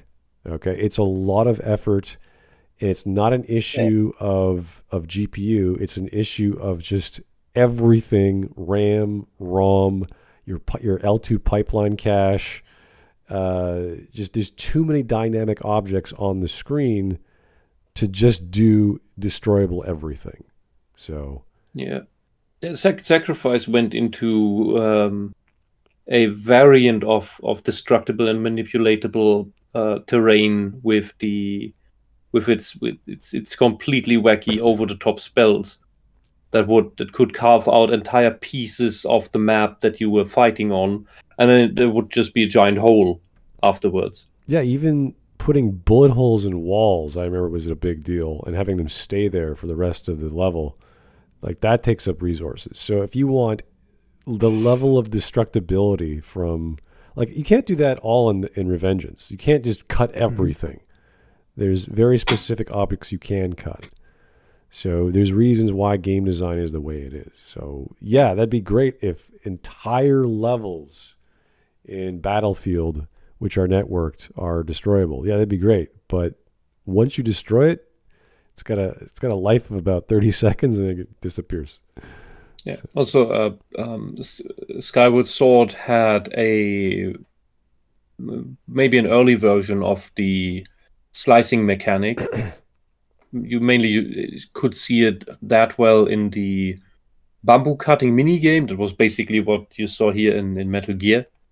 And otherwise, it would just be when you handle the environment, like you run through the forest, and you, as you fight an enemy, you cut a thin, small tree or something, and it is cut the way that you actually swung the sword.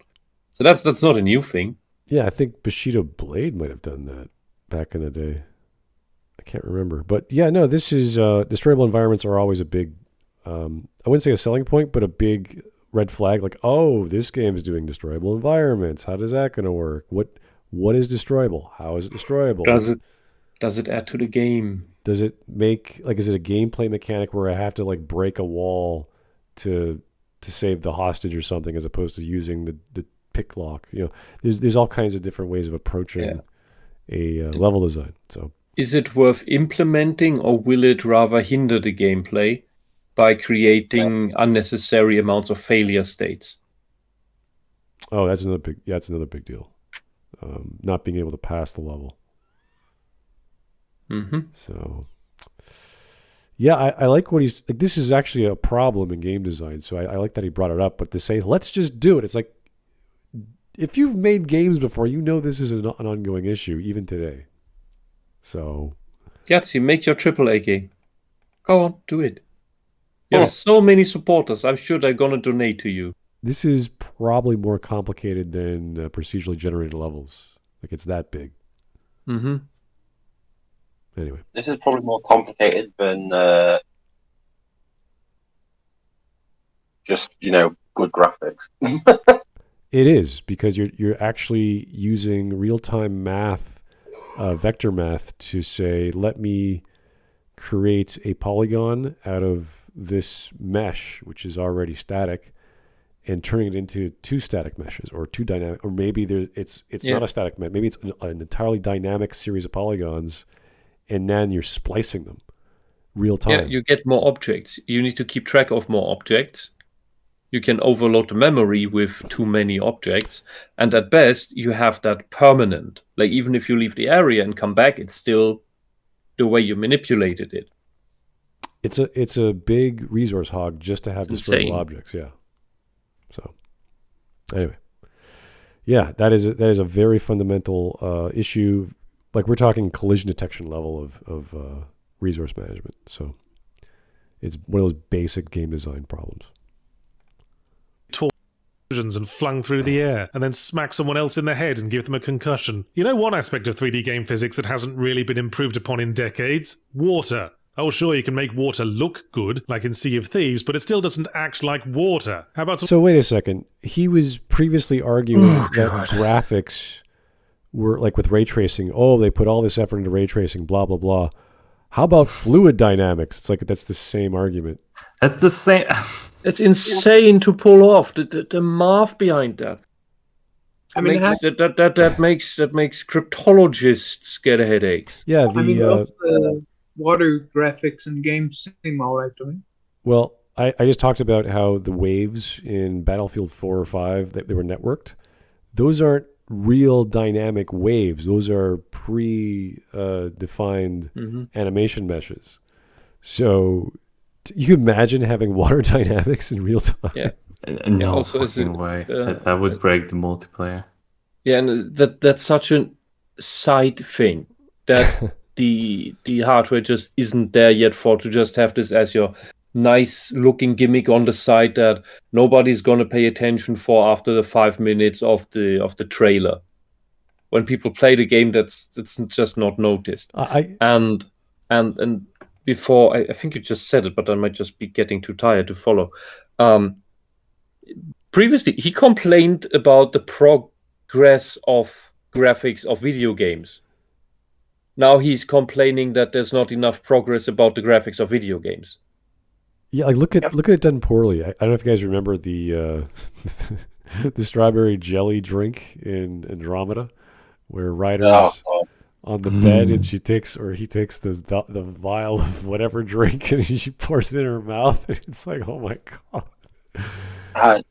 Then again, drinks in Mass Effect always look fucking shit. Oh yeah, it's hilarious. Yeah, how they handle putting something in your mouth is hilarious. In everything, even in Metal Gear, if you ever look how the key card, whenever you pick up the key card or someone hands you the key card, and you have the three fingers, the three glued together fingers, the pointing finger and your thumb, and everyone has the same hand, and trying to get that object from one hand to the other is like a nightmare at that level back in the day. Mm-hmm. So to do water dynamics, you could have faked it in Andromeda, but they actually went with actual dynamic fluids. Yeah. It's so funny. Oh god! And if you want to do that, actually super realistic, real physics, water dynamics. Just as an example of how complicated that is. Super Mario Bros. Right. What's the propeller of a ship that you have underwater? The propeller. Yes. I was just looking for the propeller. Yeah.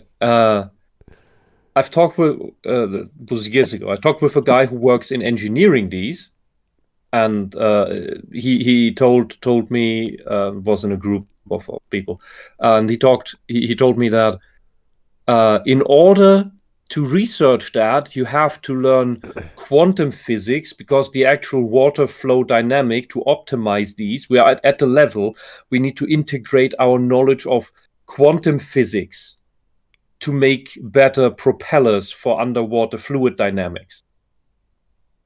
Yeah, right. That's the level you need to go in order if you really want to simulate water. I remember integrate quantum physics into your code. Good luck with that. I remember my cousin. She was doing engineering at U of T for her master's or whatever, and she was doing nuclear engineering. And a lot of the work they do is not about nuclear equations. It's about water. It's about, well, how do we heat up the water and spray the water to get the maximum amount of yield to heat up the generator. So it's basically just water. Like, she was researching how to get the right angle, the right vectors, the right nozzle for water to spray. Like, that was a nuclear engineer puzzle she had to solve. So no. Real-time volumetric effects, it's way too difficult. You see some of that flubbed in like ILM in real time, like with fog and waterfalls and stuff like that. But it's very brief. It takes up a lot of resources. It's not worth it. Yeah, it shows how ignorant Yahtzee is. Which is weird, because he's making the argument for just another physics problem, which is dumb. I don't know why he... he could be arguing wind. Like, the wind dynamics aren't looking good. It's like, it's wind. Like, You want like air pressure to be realistic or something? Like particles Learn of to air? code, touch some grass. What is it they say? I don't know. I'm just like... Yahtzee needs some practical experience in these fields. Yeah. Maybe he had no formal training in math. Maybe that's the problem. I don't know. Like calculus? You could that would have been a good start. Yeah. Integral calculus for sure, but even with vector calculus, that would have been fine. That's all you really need. Oh, what do you call basic arithmetic? Just math. Hell. Just math. It's fine. Okay. That's what I meant. Just basic addition, subtraction. Yeah, so Maybe you should math, start with that. Yeah, basic math, Okay. FFT, and you're pretty much done. It's all you need. Very cool. All right, one more minute. Some kind of full particulate system, akin to what 2D games like Where's My Water have, but fully 3D with swimming mechanics. That looks like shit water. Wow, that was so Yeah. good. Oh dear, Is that it's this friction. game that he's talking about? Is this Where's My Water? That is friction effects. Has nothing to do with water. Yeah, that doesn't look like water. That looks like plasma, jumpy slime stuff. That's like applying a vector and then giving it a magnitude vector, which is lower than the distance it's going, so it slows down. Yeah. Like Oh, where's 2D my- gravity. Oh, where's my water? Where's my refund? You could give, you could give gravity, you could give friction, you can give whatever you want to call it, because it's just something moving through space. I'm just like wondering, like, how the fuck did this guy get 14,000 likes for this video? I don't know. He wants things be more like this mobile game that he likes the look of, but doesn't actually show what he wants, what he's talking about. It's kind of Because funny. he thinks this is realistic water. Yeah, because all of this is this is the kind of math you would apply to like the facial rig of a really realistic looking fleshy face with the muscles bending and stretching, like because it's made of water. Oh, sure, but like the fluid animation looked more like something that you would see in 2000s Flash games. So Right. Yeah. it one thing didn't that I look know is- impressive at all. 2D looks mobile like- games are always fun. It looks like the plasma slime you shoot from a plasma cannon, some sci-fi cartoon game. Oh yeah, like the Goog or the biogun in Unreal. Yeah, so I like the looks of this, but it isn't water. I don't Yeah, know what this it is- is, but water is not what it is. This is why we have all these wonderful particle effects in our gaming engines to simulate the like if you look at Mario Sunshine, that's just an animation paired with a series of other animations that make it look like water. It's not supposed to be dynamic. So if it were, that'd be amazing, but I doubt that's the case. So it's all smoke and mirrors. So if in a room, they have the option of trying to swim through it, gradually bailing it out with a coffee cup they found. Idea 3. Make a post That is one of the most terrible ideas you could. Oh my god! He's literally saying make games really boring. I don't know what he means, actually. What is a really long... Guys, I'm gonna save the game industry. Through podcasting. Make a really His long. third idea is just give the money to me. Let's have a listen to that. Yeah, I'm confused. Make a post-dad game like Power Wash Simulator or Hardspace Shipbreaker, something with a nice zone-out workaday loop that pairs nicely with a podcast or audiobook for a lazy Sunday afternoon, and then make an actual audiobook for it. Hire a talented podcast crew to make a stupid amount of Oh my god! Like, He really no is way. actually saying, "Give us money, we'll do it." Told you. Did you see the future? Wait a second. He wants a really slow-moving game so he could podcast while he plays it? No. What he wants is someone to make a really slow-moving game, so they can hire him to do a podcast and give him money. He's getting not just old, but he's getting old and lazy. This is the strangest grift. Why is Yahtzee sitting next to Matt Walsh, by the way? Oh, I thought this was Walsh. Oh, Come on. You know what I find really funny? He literally went. There's no on horses here. He went on a tangent about how it's the evil capitalists just using, technology to make you spend more money. Yeah. And now he's gone on to about, hey, evil capitalists, give me money. Hawk, you're literally quoting Karl Marx now. Anyway. Yeah, it's strange. This is Must be the beard. This is a really bad. This is his worst point ever. So let's just keep going.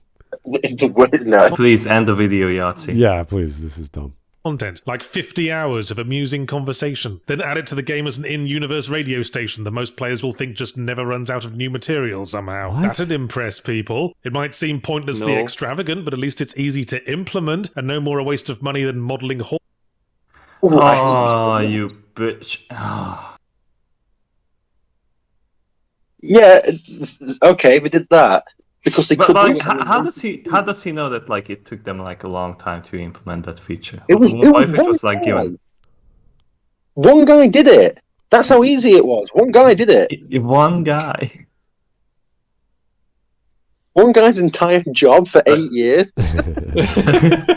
8 years was like was looking hired. at horses, was looking hired at horses and making high quality pictures of them. He was hired, made this feature, and then he left again. Never to be heard from He was ever hired, again. Made his feature, rethought his life, went through a massive midlife crisis. And became a carpenter. Thank God. I'm always reminded of Alpha Protocol because I compare Alpha Protocol to Mass Effect, and it's almost the same layout. Like you have your 3 levels, you could choose to go to whatever one. One influences the other in a small way. But if you compare it to Alpha Protocol, it does everything on a scale much higher than what we got in Mass Effect, as popular as Mass Effect was. So what that tells me is it's not about money. It's not about processing power. It's not about how realistic the game is. It's the game design and the effort that, because one level in Alpha Protocol took one guy to make. It took three months to do one of the Russian missions, for example, and he laid it out as GDC talk. And I was like, wow, one guy figured out all the permutations of going left or right, or if you passed the first level an hour ago, this is going to pop up. Like those are just basic logic gates of if then do this. And that's all I want out of my story-driven games is you did something an hour ago, the game remembered, here's a different permutation. Nothing to do with how realistic the level looked. So if you give me a good game design, the rest is just secondary to me. It's like this. It's a little thing that doesn't really affect the game whatsoever. It's just like, it's so realistic, horses, balls, shrink in the cold. It's like, why did they do it? Because they had a passion to make Red Dead 2 one of the best games ever. And it's like, they did it because they could do it. And they thought about, let's just do it because we've got the skills and the resources to do it. Yeah. And they spent a lot of time with horses in the game, so you put more emphasis in their realism. Well, you gotta be staring at the horse's ass and the balls for most of the game. So yeah, this is a perfectly good argument for you get in what you get out what you put in, and game design is pretty much like after a certain stage of the beta, it's just like, well, what can we do? And there's all these designers. This is even in mods. When I was at school for coding, I was part of a game design club. And the designers kept going, hey, because they were doing pirate ships, let's get more stuff. It was because that's how they thought, because they're designers. They just keep adding more art pieces to the level to make it look better, It was all static meshes. Nothing was moving. Nothing was dynamic. I was busy coding a shark, and another guy was coding a gun, and we were doing GUI and whatever. Oh, let's put in this model. And that's how their mentality was, because that was their pipeline. That's what they did. Whereas I would say, guys, how about we make a new gun to fire or a new item pickup or whatever, mutator. They're like, oh, yeah, you can work on that.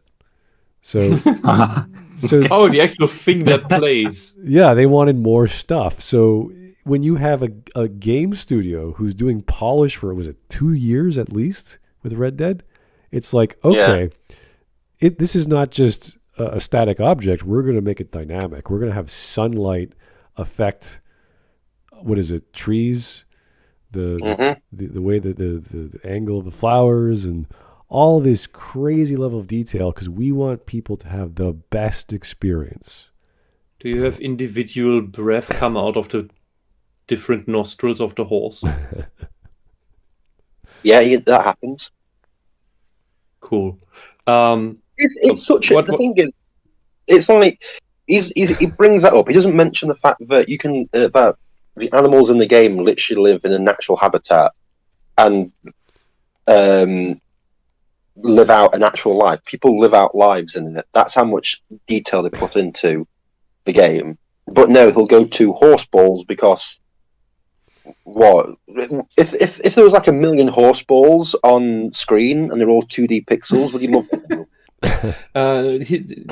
The thing he's doing here is he told us that there are things in games that he wants to be more realistic, and he's complaining that game developers make other things more realistic that he doesn't care about, but not the things that he cares about. Yeah, but I don't care about the horse balls. It's not something that I bought the game for. It's something that's in there. I'm like, oh, okay. Yeah, but his argument is a narcissistic one. Make your games the way I want them, not the way you make them. I'm not entirely sure complaint. His 3 points are well thought out. So they're well thought out. Fucking the German invasion of Russia in 1941 was more well thought out than Yahtzee's argument. Well, I'm sure they used horses there too. Yeah, they did as well. And guess what? Did. Their balls shrank in the cold. They also got eaten as well. But anyway, we're almost done. Horse test therapy after working on the gore effects in Mortal Kombat or any. That's so dumb. We went over that. Yeah, that guy was retarded. He should have been there in the first place. Yeah, but the thing is, why do you get graphics though? That's bad business decisions. No, that's bad individual decisions. Why do you want to work on Mortal Kombat when you can't deal with gore? Yeah, but I'm talking about the other stuff. Like I just broke down crying. Canadian video game creators facing grueling crunch hours. Yeah. No, excessive overtime. That's nothing to do with graphics. That's the companies, being run badly. That's part of it. But the thing is, you're expected. Like this is people don't understand. The gaming industry is, I wouldn't say super competitive, but because you go into it as someone who's passionate about the medium, so you're kind of expected to do that. Same with movies, same with TV. So it's entertainment. It's the entertainment industry. So you're expected to work 16-hour days. It's in the contract as well. Like the kind of shit that they sign isn't just like I know. Go 8 hours a day. No, it is sad. But also, if you have to appease the quantum physics real water that Yahtzee wants, you will need crunch. Especially when there's another company who made pretty good water already, but it's patented, so you can't use the engine. You would have to pay a lot for it. If you would even be let, because that company surely still wants to milk their own game before they give away the license. I'm just because that's the whole point of the software patent. You want to profit from your own invention. I'm just thinking of like Tim Kaine working on the first Fallout or Fallout 2 as well. Just working in his office for days on end and be like, oh my God, I'm almost done. Like he's still going. Like he doesn't care. He doesn't care what he smells like. He doesn't care how much sleep he got. He's still going because he likes what he's doing so much. Like that's the kind of mentality I think of when people made games back in the day. Compared to, I only got, 6 hours of work done. It's like, that's it? Like per day? Like really? Like people are expected to work their ass off because you love the job and the money is just a bonus. Mm-hmm. It's this weird sort of, you're an artist, engineer, visionary, like God. Like you do if you're a programmer, of course, you do a little bit of everything. So it's a very personal, fulfilling job. And that's the reason for many industries that rely on the fire of their workers, for the passion of the workers for the job they do. The same is true for the few actually competent employees at GameStop, because they're horribly underpaid and overworked, and they stick to it because they want to work with video games and want to make customers happy that are interested in video games. It's a very simple thing. And if it gets too bad, they leave. It may take them longer than the workers that are not actually interested in the product or the job, but they eventually will leave as well. Yeah, I can't see the crunch mentality ever stopping. And you could argue that there are better pipelines and better engines, and they have better plugins that to do the job quicker, but that implies an already well-greased management and machine of people who know how to do that. Like we talk about the Frostbite engine, people weren't ready to use it, and now they're reverting back to Unreal at BioWare. So it's like, okay, whatever makes you do your job. It's still been 8-9 years of God knows what. I can't remember which one they're working on anymore because there's so many. So well, yes, but they're supposedly just waiting for something to happen to release Dreadwolf, because it's supposedly completely finished. The alpha's done, yeah. Supposedly it went gold. I don't know about that. It's already. It's like, okay, why aren't you releasing it? Oh well, you know. I could tell you that right now it would be wise to wait until Tears of the Kingdom craze is over. That's a good point. Yeah.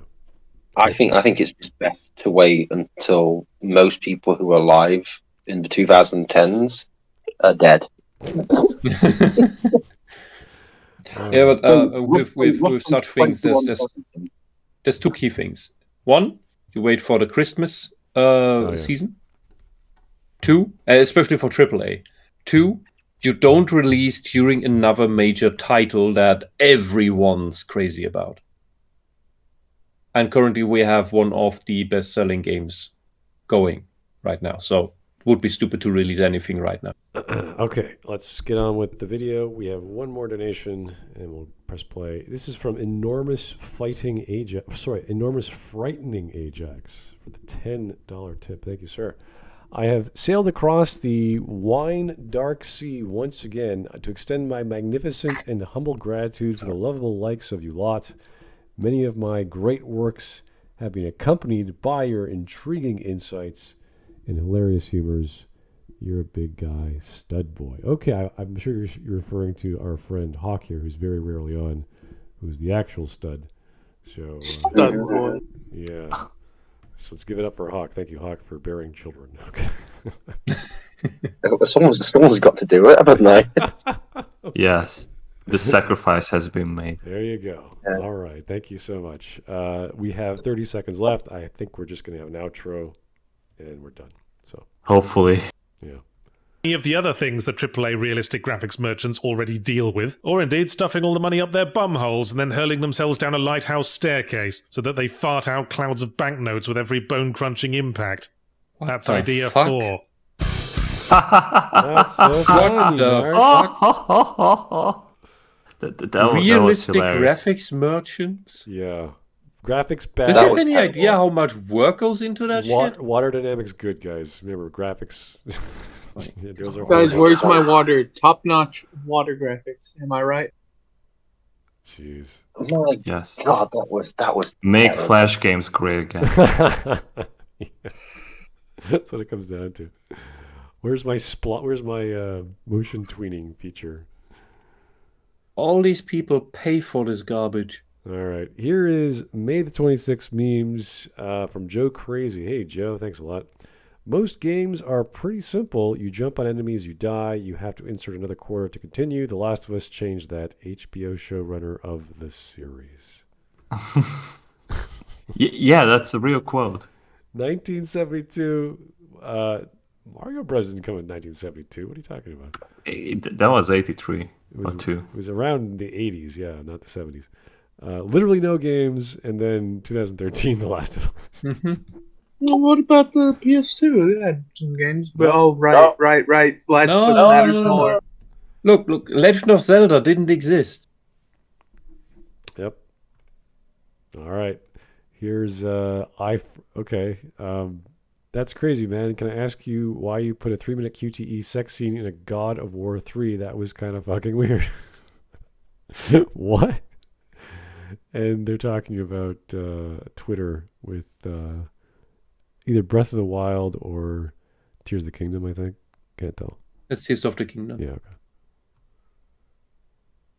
I don't care about amazing production value or visuals. A great game is a great game, just starting, and so far so good. Yeah. I'm not going to read David Jaffe. We're saved again. Fortnite is the greatest game. Okay, Jaffe. Whatever you say there. Okay, well, you guys could pop that open and say hello if you want. I'm not going to do that. I have better things No, to do. my time is better spent elsewhere than David Jaffe. Yeah, all right, that was... I can stare into a dark abyss and scream loudly. Rather cut my wrist and listen to that. All right, well, that was almost 2 hours of us listening to a very short video thankfully a very short video by Yahtzee. What a horrible series of takes and arguments. But fun to go through because we know what we're talking about and we have some experience in the matter. So, yeah. When was the last time that Yahtzee actually made a half-decent video? 2009, maybe? Well, you know what? His premise, like, if you read the title, it's like, that makes sense. Yeah, I can understand what he's talking about. It's when he explains himself, he falls. And it's just, dude, you're not actually articulating the philosophy of the title that we've had for decades. And give us, all you have to do is give us specific examples of games which were so beautifully done or were sold on their visuals, and the gameplay wasn't there. And there's lots of them. So he didn't do it. And there's lots of modern examples too. So sad, but it's like he's missing the forest for the trees. He's comparing his apple to oranges. He's doing all these silly mistakes, which are stuff that you would have figured out in like grade school when you learned to write an essay, and you just don't bother to pay attention to the teacher. So sadly. I also want to, because I've been staring at the screenshot that this guy posted, and I don't know what bugged around in his game or whether he did anything to it to make it look like this, but this is not how the game looks. Interesting. Is there mods for the water does not look like that. The lily pads do not look that tacked on. What the fuck? There's got to be mods already, right? Oh sure. Yeah.